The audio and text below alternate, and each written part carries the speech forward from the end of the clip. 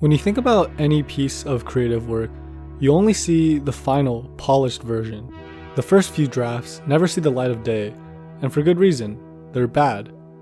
But even though they're bad, those first few drafts are usually the most important ones in the entire process, because they set the stage for the later drafts that we ultimately end up seeing.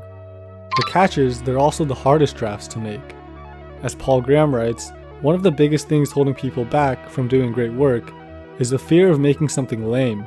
Most people don't even reach the stage of making something they're embarrassed by, let alone continue past it. They're too frightened even to start. Getting over that mental hump of making something bad can be difficult, but one way or another, people repeatedly manage to get over it. And I think that at the core of anything that motivates someone enough to do that is spontaneity.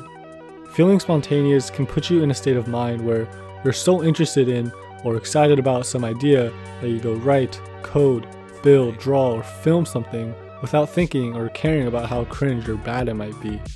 Once the dust settles, you'll realize that your work is filled with problems and unforeseen complications. But now, instead of blankly staring at an empty Google Doc, you got something to work with. And in my experience, improving on an idea is much easier than coming up with one. Every piece of creative work started with someone thinking, yo, wouldn't it be kinda cool if I made this? And then going and making it on a whim. They didn't have a detailed 50-step plan before starting. At best, they had a vague idea of what they wanted to make. Maybe the execution didn't come right away, but the idea, the mere thought of making this or that, stayed in the back of their minds, waiting for the right moment to come to light. Because here's another thought. Your intuition knows something that your conscious self doesn't. Sometimes loose ideas are compelling to you for some reason, but you can't pinpoint why. My guess is that 9 times out of 10 there's something there, and you may just be one experience or key insight away from putting it all together. If you want to make stuff, or if you want to be creative, don't wake up feeling dangerous.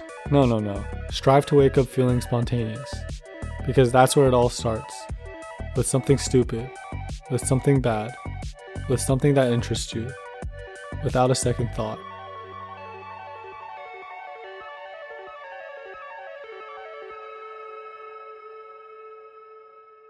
All right, chums up. Ready, guys? Let's do this. Leroy!